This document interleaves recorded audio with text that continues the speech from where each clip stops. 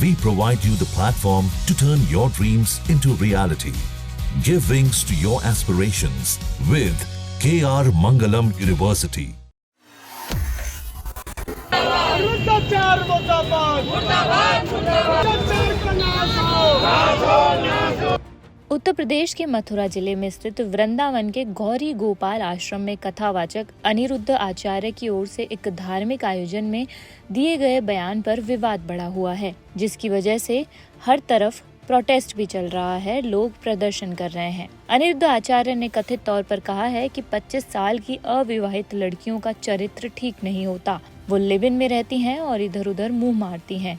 उन्होंने कहा कि लड़कियों की शादी 14 साल की उम्र में ही कर देनी चाहिए, इससे वे परिवार में अच्छे से घुल मिल जाएंगी। उनके बयान को लेकर महिलाओं में भारी आक्रोश है, जगह जगह विरोध प्रदर्शन हो रहे हैं। ऐसे में अब उन्होंने माफी मांगी है। अनिरुद्ध आचार्य की माफी आपको बताएंगे, लेकिन उससे पहले आप सुनिए कि इन महिलाओं ने क्या कहा है अनिरुद्ध आचार्य पर।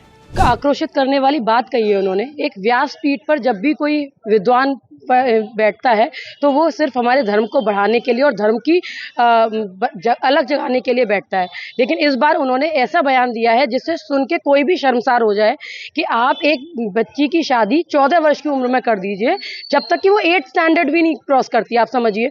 और नहीं तो जब 25 साल की उम्र में किसी लड़की की शादी करते हैं तो वो 4-5 जगह मुंह मार के बैठी हुई होती है। तो सबसे पहले तो मैं उनसे कहना चाहूंगी कि आपकी खुद की पत्नी ने 14 वर्ष की उम्र में आपके साथ पारिग्रहण नहीं किया है, तो आपने किसी मुंह मारने वाली लड़की के साथ पारिग्रहण कर लिया, आपकी पत्नी भी उसी तरीके की है।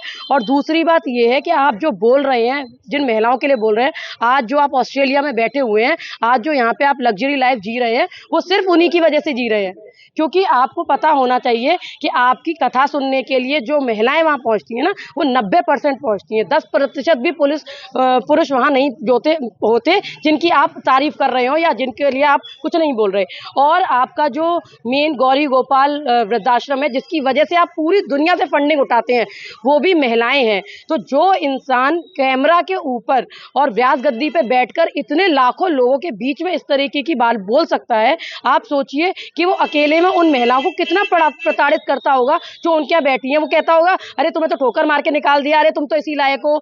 मेरे हिसाब से किसी भी वृद्धाश्रम में महिलाओं को समझा जाता है कि वो परेशान है, लेकिन जब वो खुलेआम सबसे बोल रहा है कि औरतें मुंह मार के आ रही हैं, तो वो वहीं पे बोल रहा होगा कि तुमने ये सब कर्म किए होंगे इसलिए तुम यहाँ हो, तुम्हारे बच्चों ने इसलिए तुम्हें फेंका होगा। तो सोचिए कि महिलाओं को वहाँ कुछ सम्मान मिल रहा है, कुछ खाना मिल रहा है, या उनका शोषण हो रहा है। और मैं मानती हूँ किसी के साथ कोई भी कुकर्म कर सकता है, अगर कोई कम उम्र की महिला हो उसके साथ वो कुछ भी कर सकता है। और ऐसे इंसान को सिर्फ जूते पड़ने चाहिए, जूतों से उसका पूरी तरह से उसे बेहाल करना चाहिए, उसके व्यास गद्दी पे बैठने लायक उसको कभी नहीं छोड़ना चाहिए।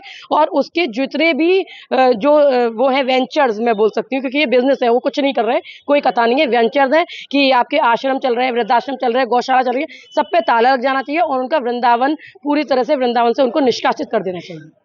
आज हमने उनका पुतला फूका है बार एसोसिएशन के साथ मिलकर, और यहाँ भी बार पर भी जो वकील है उनके साथ बहुत ज़्यादा उन्होंने इसका विरोध जताया है। और सभी महिलाओं ने मिलकर उनके खिलाफ 56(3) में मुकदमा भी दर्ज किया है।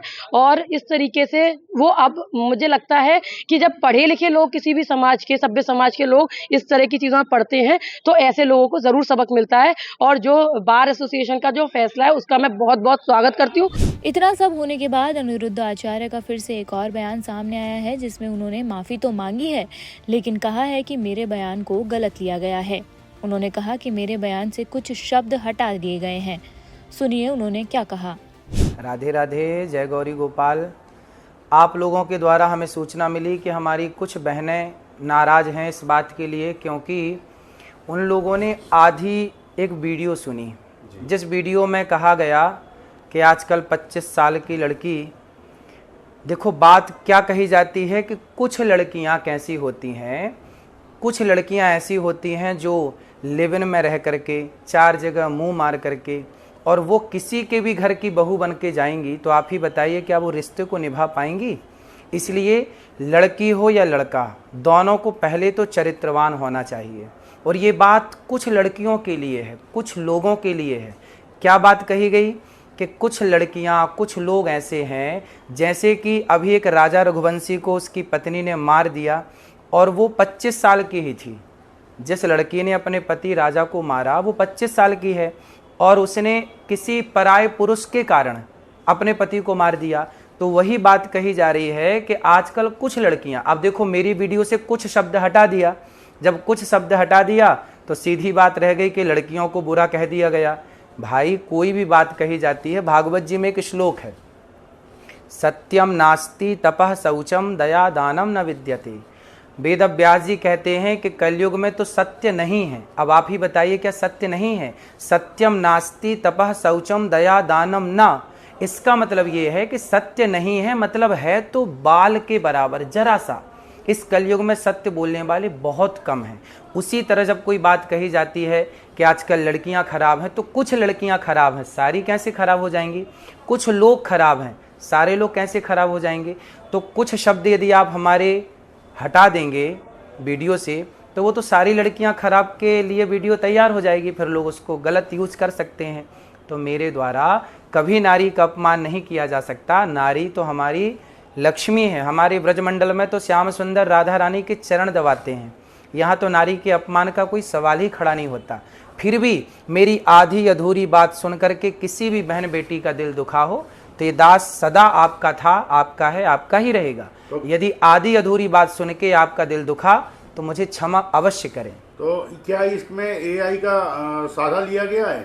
आजकल देखिए एआई का तो जमाना है ही है। आप मेरी कोई भी बात को एआई के द्वारा कैसे भी परोस सकते हैं और दुनिया को यही लगेगा कि यही सत्य है। जी जी जी।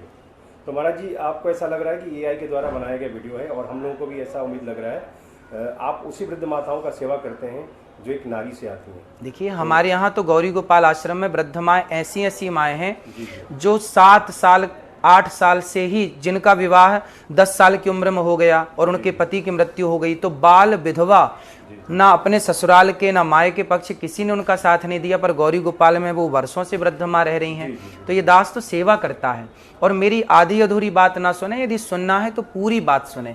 जिसमें ये कहा जाता है कि कुछ लड़कियां लिव इन में रह करके आज गलत कर रही हैं, तो ये कुछ लड़कियों के लिए है। जब कहा जाए कि लड़के खराब हैं तो कुछ लड़के खराब है, सारे लड़के कैसे खराब होंगे और सारी लड़कियां कैसे खराब होंगी? तो मेरी उस वीडियो से जो कि आपने मुझे सुनवाया, उसमें से मेरा कुछ शब्द जो मैंने प्रयोग किया कि कुछ लड़कियों के लिए मैंने बोला, तो उसमें से कुछ शब्द आप हटा देंगे तो बात खराब लगेगी, बुरी लगेगी। लेकिन कोई बात बुरी लगी हो, यदि आधी बात सुन के भी आपका दिल दुखा हो, उसके लिए मैं क्षमा प्रार्थी हूँ। कभी मेरी बात को आप हृदय में मत रखिएगा, क्योंकि बहुत सारी बातें आज के युग में एआई के द्वारा कुछ का कुछ जोड़ करके परोस दिया जाता है। राधे राधे। ऐसा नहीं है कि अनिरुद्ध आचार्य के बयान पर महिलाओं को ही दिक्कत है। एक आदमी ने भी उनकी बातों का विरोध किया है। सुनिए उन्होंने क्या कहा। मातृ शक्ति के खिलाफ उसने ऐसे बयान दिए हैं कि सभी मातृ शक्तियों में बहुत भारी उबाल है। सभी हमारी बहन बेटियां कह रही हैं कि इस अनिरुद्ध आचार्य में जूते मारने चाहिए। इसने आज इतना जघन्य अपराध कर दिया है कि सभी बार एसोसिएशन उसका पुतला फूंका है। ऐसे व्यक्ति ने अरबों रुपए की संपत्ति अर्जित कर ली है, हजारों करोड़ रुपए की इस पर दौलत इकट्ठी हो चुकी है, तो इसको रावण का सा अहंकार हो गया है।